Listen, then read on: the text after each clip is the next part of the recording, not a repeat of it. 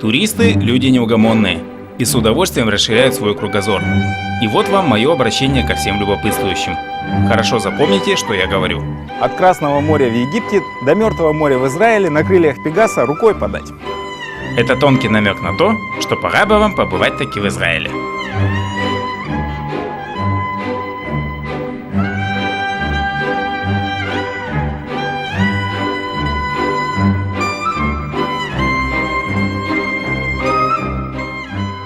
Люди со всего мира прилетают специально на Мертвое море, чтобы окунуться в его целебные воды. Нам эту уникальную возможность дарит Пегас. Здесь мы будем один день. И этот день на Мертвом море мы полностью посвятим красоте. Здесь, на отметке 422 метра ниже уровня Мирового океана, дышится по-другому. Воздух пропитан бромом, это успокаивает нервную систему. Там целебная вода Мертвого моря, а здесь лечебная грязь. Кстати, как вам грязь? Через 10 минут этот человек будет совершенно другим. Его кожа будет нежная, розовая, гладкая и шелковистая, такая же, как у новорожденного младенца. Это свойство грязи Мертвого моря заметили давно и с успехом начали применять в косметологических и лечебных целях. Но не только грязи. Сама вода Мертвого моря очень полезна для кожи. А то с чего бы вдруг в этом самом соленом водоеме на планете одновременно барахталось бы столько соотечественников? Неужели эта вода и вправду такая особенная? В воде лежишь, как на столе, а вода такая маслянистая. И даже хоть и вода 20 градусов, как говорят, к ней очень быстро привыкаешь, и она становится очень комфортной. В принципе, уже не холодно. Соленость воды Мертвого моря 33%, и ваше тело не погружается в воду полностью.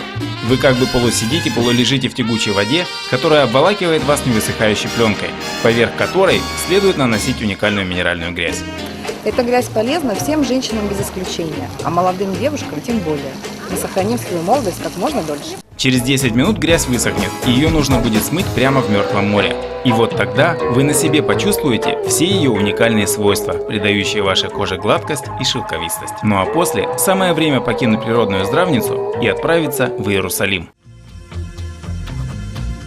После фараонов Древнего Египта самое время прикоснуться к христианским святыням. Мы находимся в Иерусалиме. Иерусалим – это город трех религий. Именно здесь Иисус провел свою последнюю неделю. Здесь его осудили, здесь его распяли. Именно в этом городе он воскрес. Со смотровой площадки на Масличной горе Иерусалим как на ладони. Это самый известный вид Иерусалима. Золотой купол мечети Аль-Акса ослепительно ярко блестит на фоне белых построек за стеной старого города. Для кого-то это любовь с первого взгляда, а кто-то просто погружается в историю. Но факт остается фактом. Вы находитесь в библейских местах. Собственно, с того момента, как вы побывали на смотровой площадке на Масличной горе, и начинается ваше знакомство с Иерусалимом.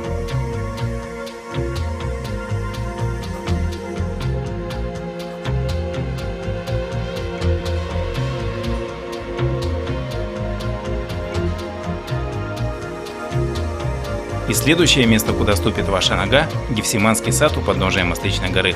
Библейское место в самом реальном воплощении. С вами в Гефсиманском саду. В том самом Гефсиманском саду, где в последнюю ночь перед арестом молился Иисус, где он был арестован. Эти масличные деревья за оградой достаточно молоды, чтобы помнить самого Сына Божия. Им всего около 1000 лет, но вот их корни наверняка помнят звук его шагов. От такого количества православных святынь, которые находятся в Иерусалиме, поначалу может даже закружиться голова. Но именно так на себе можно понять и, главное, прочувствовать, что же такое православие. В церковь Успения Пресвятой Богородицы приходят, чтобы прикоснуться к ее гробу. Храм находится под землей. По широкой лестнице вы спуститесь вниз, туда, где верующие паломники нескончаемой людской рекой устремляются к святыне. Подземная церковь имеет форму креста, и под ее закопченными сводами находится мраморная кубуклия – небольшая часовня с гробом Богородицы. А за ней находится чудотворная и очень почитаемая Иерусалимская икона Божьей Матери. Икона русского письма, которая помещена в киот из розового мрамора. Входа в кубуклию всегда многолюдно. Поток паломников не прекращается никогда. И войдя в узкие двери часовни, вы оказываетесь на расстоянии вытянутой руки от одной из православных святынь, встреча с которой у каждого своя. Кто-то просто молча пройдет мимо, у кого-то потекут блаженные слезы, но равнодушными вы не останетесь. Именно на этом месте под стеклом находился гроб Девы Марии.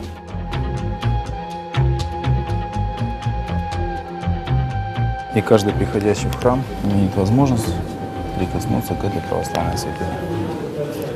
Разные люди, разные мольбы и разные просьбы, но всех объединяет одна вера и образ женщины, описанной иконой Иерусалимской Божией Матери, к которому приезжают поклониться истинные верующие. Остается только догадываться, сколько просьб слышали эти старинные иконы и сколько людей прошло под этими закопченными от времени сводами. Пресвятая Дева, Мать Божия, благая Богородица,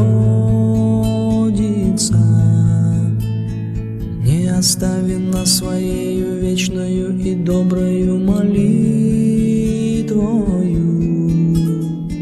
Вознеси над нашими главами и душами аки голубица, светлую явленную и радость ожидания прими свою. Это стена древнего города. Именно за ней находятся все главные православные святыни. Старый город – древнейшая часть Иерусалима. Окруженный крепостными стенами, он занимает всего 1 квадратный километр. Это библейские места, которые открываются вам всеми своими уголками, так же, как эта симпатичная с виду долина у края дороги. А ведь именно она – та самая гиена огненная, последнее, что увидят грешники в день страшного суда. Иерусалим стоит на холмах, по склонам которых тянутся серые полосы дорог. Ваш автобус лихо поворачивает на крутых склонах, и вот вы уже на месте. Вам пора войти в Иерусалим. Мы входим в Иерусалим через древние Сионские ворота. А далее к святым местам в сердце старого города. По тесным улочкам и каменной мостовой вы как будто продвигаетесь сквозь толщу веков. Время обволакивает вас с самого первого шага за старую стену, и в какой-то момент вы начинаете ощущать его неторопливое течение. В городе 4 квартала – еврейский, мусульманский, армянский и христианский. Христианский квартал, который начинается здесь, место торговое. Торговля в древнем городе процветала во все времена. Так уж исторически сложилось, что торговля в Иерусалиме распространилась всюду, и на протяжении всего пути вам то и дело будут встречаться магазины и сувенирные лавки. Религия – дело святое, но бизнес есть бизнес. Здесь же на улице можно купить иерусалимскую свечу. Она состоит из 33 небольших тонких свечей по количеству лет, прожитых Иисусом на земле. Она вам еще пригодится, когда вы будете в храме гроба Господня. А пока просто купите несколько таких свечей, чтобы потом привезти их домой и продолжайте свой путь по узким иерусалимским улочкам. А сейчас мы входим на площадь, на которой расположен вход в храм гроба Господня. Небольшое пространство перед неприметными воротами, входом в храм, обычно заполнено людьми. Некоторые стоят в нерешительности войти, а кто-то уже вышел из-под сводов храма и пребывает в состоянии блаженного умиротворения. Стоя у ворот храма, за которым собраны все самые главные христианские святыни, ощущаешь смешанные чувства. Это трудно объяснить словами, скорее всего это нужно прочувствовать и испытать на себе. Сразу у входа вы видите то, что может полностью перевернуть ваше представление о собственной вере. Этому камню более 2000 лет. Именно на него положили тело казненного Христа. Камень и ныне покрыт благоухающим миром. Считается, что любая вещь, несенная в храм, освящается. И если ею прикоснуться к святыне, то ваша вещь уже освящена. У камня миропомазания всегда многолюдно. К нему стремятся прикоснуться все православные паломники. И вот здесь эмоции начинают захлестывать вас, потому что вы видите, как истово верующие обращаются к святыне. И вас тоже пропитает эта удивительная, намоленная атмосфера храма.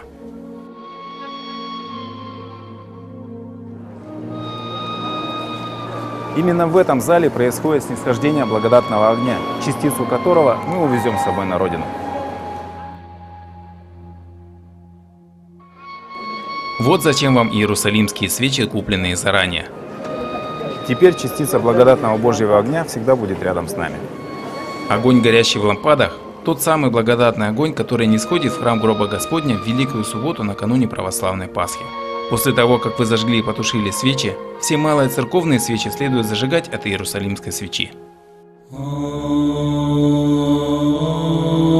Небольшая часовня, кулуклия посреди большого храмового комплекса, и есть место, где находится гроб Господень.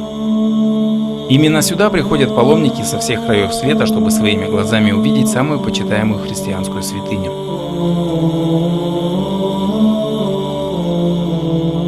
А потом подняться по ступеням на Голгофу, место, где стоял крест с распятым Сыном Божиим. Слава Отцу и Сыну и Святому Духу, и ныне и присно и во веки веков.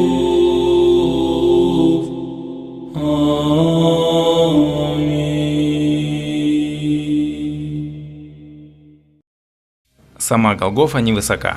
Небольшая скала или холм полностью скрыта, и ко взору доступна лишь небольшая часть белой скалы, закрытая стеклом. У распятия находится престол, под которым располагается отверстие, где стоял крест. В него можно опустить руку и почувствовать холодные камни Голгофы.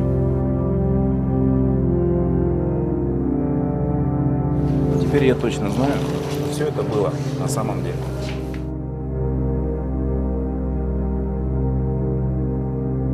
Умирает Иисус на кресте, содрогнулась земля, разорвалась завеса в еврейском храме, и по Голгофе пошла трещина. Вот она, эта трещина. Вот. И вы ее видите, вот в этом окошечке. Там же над нами вершина Голгофы. И кровь Иисуса струится по этой трещине и попадает на череп. А теперь посмотрите. Икона распятия. Здесь небольшая икона Иисус на кресте, и у ног Иисуса череп и кости. Вы когда-нибудь задумывались, почему на иконе распятия череп и кости? И чей это череп, чьи это кости? Адама. Первого человека Адама. Ведь по преданию первый человек Адам похоронен здесь, у подножья Голгофы. И кровь Иисуса струится по этой трещине и попадает на череп. И на какое-то мгновение Адам поднимается из своей могилы, он воскресает, на какой-то миг тем самым замкнулся круг. Иисус своей кровью смыл все грехи человечества. И дальше, унося с собой частицу благодатного огня, побывав у самых главных православных святынь, по старинным улицам Вечного Города, мы направляемся к другому историческому месту. Находиться у стены плача с непокрытой головой запрещено, поэтому нам дали кипу, чтобы прикрыть ее голову. Хотите подойти к святыне другой веры, соблюдайте предписанные правила. Стена плача – предмет споров иудеев и мусульман. Фактически, это небольшой фрагмент стены, оставшийся от разрушенного иудейского храма. Как говорят, у стены плача всегда есть божественное присутствие. На стене плача все расщелины заполнены записками и с просьбами и обращениями к Богу. Люди приходят говорить сюда с Богом на родном языке. Бог един, Он понимает всех. Я тоже хочу оставить свою маленькую просьбу.